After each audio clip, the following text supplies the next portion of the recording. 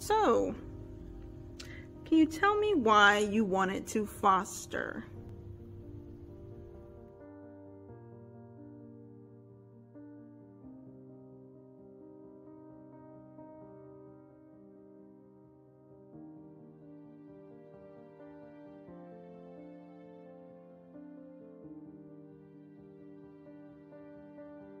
The girls came first.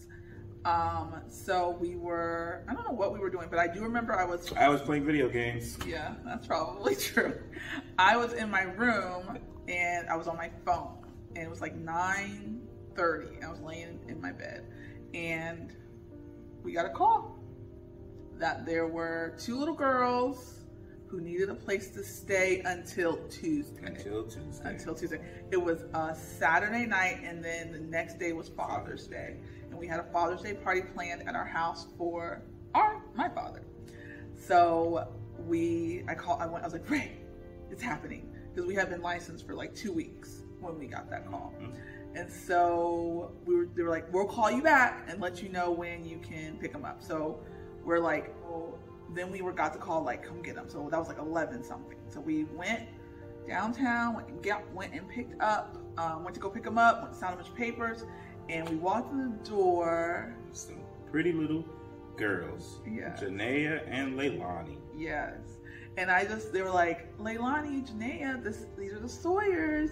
And I know they were terrified, but when I saw Leilani's little face, she just looked over me like a little sweet smile, like, which is very much like indicative of her personality, trying to be like nice and trying to be sweet, and like probably the worst day. These people are. Yeah, the worst day for her.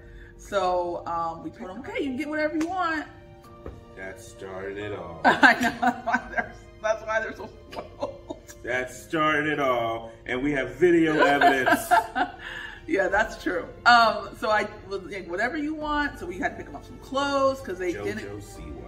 Yeah, that was what she was into at the time. But we had to pick up some clothes because they didn't have any clothes. They just had, whatever they were wearing that day. And Leilani wouldn't talk to us. She would not talk to us. She would not. Very protective of Janaea as well. And kind of like, come over, stay with me. And Janaea, Janaea, she was ready to talk to us right away. As soon as the words were, you can get whatever you want. Oh yeah, she was wild. She came to life. Yes. And we went there, I'm like, oh, well, you guys want donuts for breakfast tomorrow? And then Leilani she wouldn't talk. She just shook her head. Everything we asked her, you want to eat? No. You want some clothes? No. No. Everything was no, no, no. And then when we said, we want some donuts, Leilani said no. I said, oh, y'all don't like donuts? And then I remember Janaea right to her looking I like donuts. I like donuts. And then it was on. He was with her. And she was a tornado. It was on.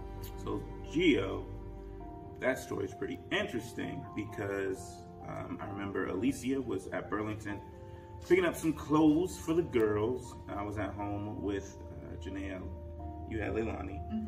I get a phone call and Alicia says, their brother's here. And I was like, their brother?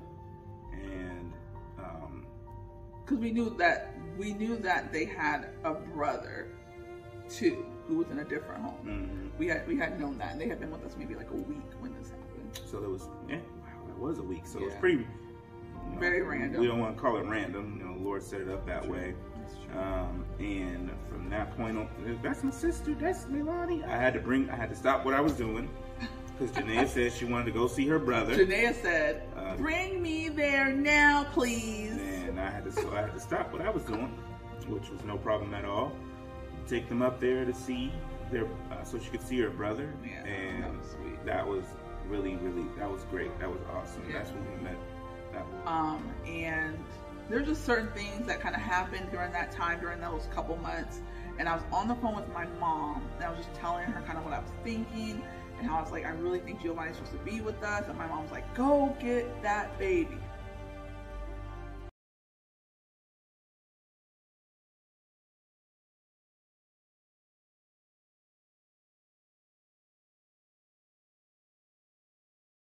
Instead of, as a parent, you grow up. Yeah. Go to bed. It's time for bed. You be quiet. I'm the parent. You listen. Do what I say. But we couldn't do that. We had to. It didn't work. We had to handle it differently. And once we started understanding why our kids were behaving in a specific way, and we were able to change how we responded or how we even started off a conversation in order to prevent an outburst or behavior that we didn't want to have, it changed our approach. So the hardest part for me was being able to be patient with all the adults involved in everything. So everything happened, we had a meeting, and everybody in their family was there, and I was like, oh, this is great. We're not going to have these kids at all for a long time. All these families here, you're going to get them. And that didn't happen. And, going as things move forward, I'm like, where is everybody at who's saying they want these kids? So the adults not stepping up to do what the things that they said they would do, that was challenging for me.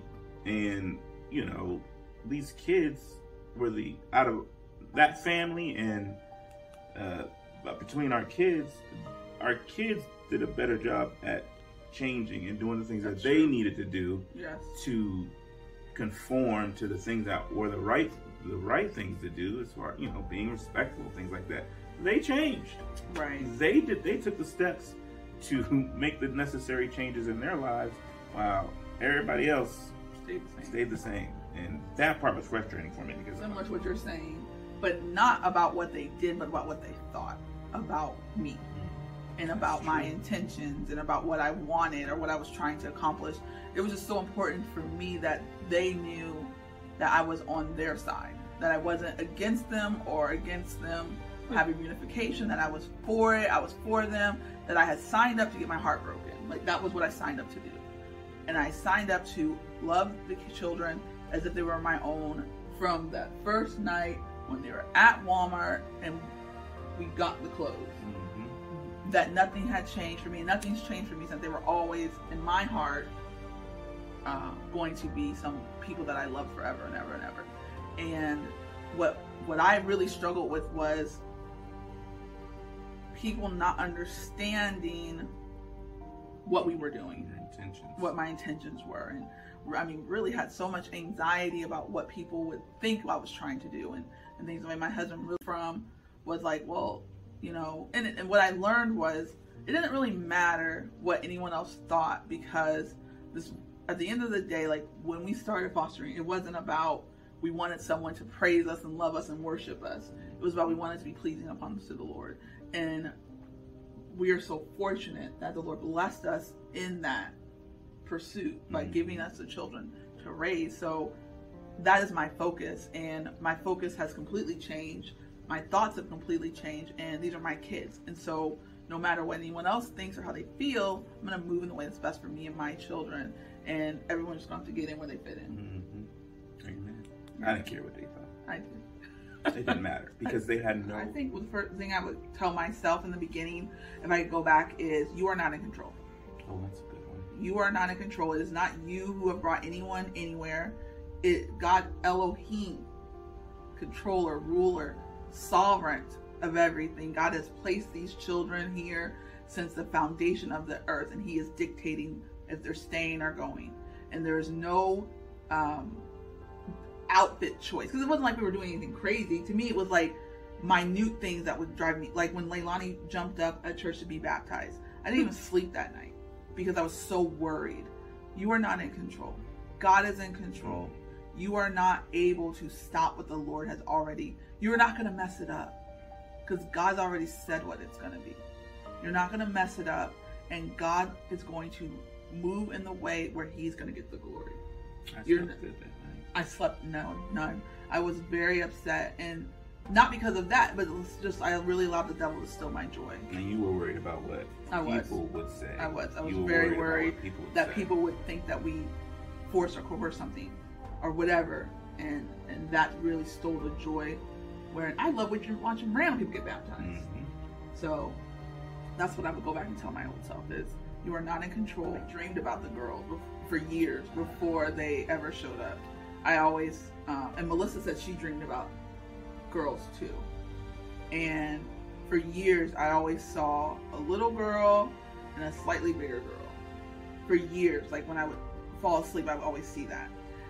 So when I saw them, I was like, okay, And then I think I kind of always knew. I think that one of the things I struggled with a lot at the time was anxiety, and allowing that anxiety to take the front of my mind is the only thing that made me ever feel like something could change for the worse for them, not for me. I never worried about, I'm going to be sad. I always worried about what is going to happen to them if they're not with us. That was always my concern.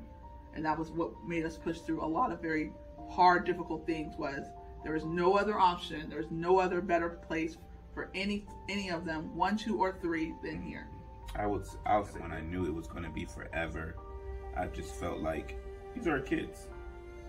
And if something happened and things moved in a way in which they were able to be reunified with their family, great. But these are kids. They stand. They're here.